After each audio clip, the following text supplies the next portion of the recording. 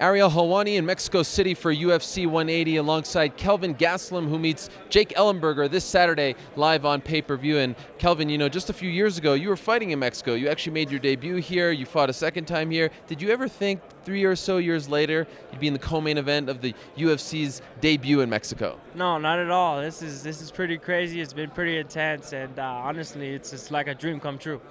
You speak Spanish. They consider you one of their own. How are you dealing with all that pressure, the media attention? I know you're somewhat reclusive at times. What's it like dealing with all of it?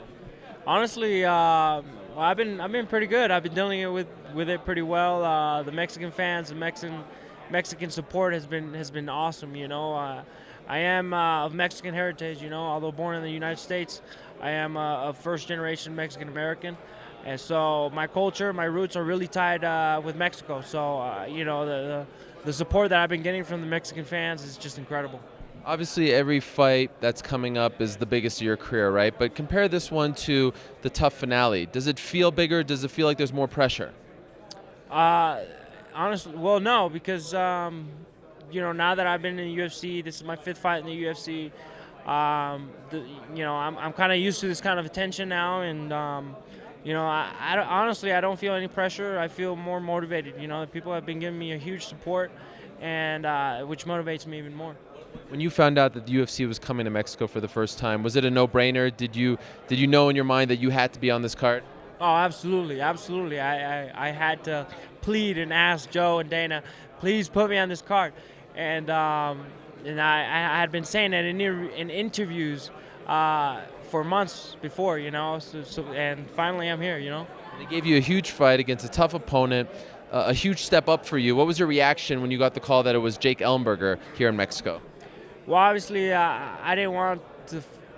At first, I thought about it because of my connection with Mark Munoz and Team Rain and all those people down there. But I took it ultimately because I wanted to face a top 10 opponent. And Jake Ellenberger is one of the best in the world.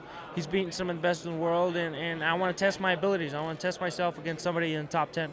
Did you ever actually train with him at Rain? No, I never actually trained with him. Never crossed paths with him at all? Well, before we had met each other, yeah, we crossed paths, but never actually trained or rolled or sparred or anything like that, no.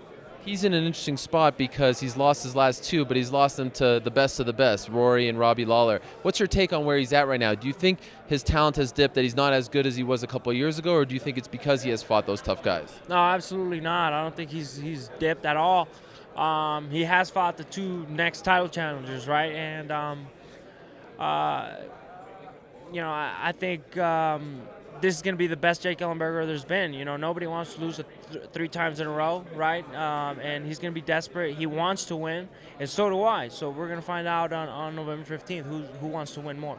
Very recently, ESPN.com wrote an article about you not working with Mike Dolce for this weight cut because he had some scheduling conflicts. He wouldn't be able to be here in Mexico. That's what they reported. I saw Mike Dolce here. He is here. So what's going on? Why isn't he working with you, or is he working with you? No, he's not working with me. I did contact him before coming out here, and I had no response. So I don't know what the deal was. You wanted to work with him, right? Because after your last fight, you said that you were going to hire him again and work together. He just didn't get back to you. Yeah, that's right. Does that bother you? Yes and no. He's a busy guy. I don't know what he's got going on in his life. He's got a lot of issues. I don't know if he's got issues or other important things going on. So, it doesn't bother me much. But yes, it does because, I wanted to help and now he's here. But, it's kind of bittersweet, I guess. Have you seen him? Yeah, I said. Did you talk to him? I just said hello. Yeah. You didn't ask him why he didn't reply? No. Maybe I'll ask him. Maybe you should, yeah. Who's helping you with the weight cut? My coaches. How are you feeling 24 hours out? I'm feeling great. I've only got a few pounds left to lose, and I'm still eating. I'm still drinking water, and feel 100%. Confident you'll make the weight? Yeah, no problem. How does it end? Hopefully in the first round. Looking forward to it. Thank you for the time. Best of luck. Thank you.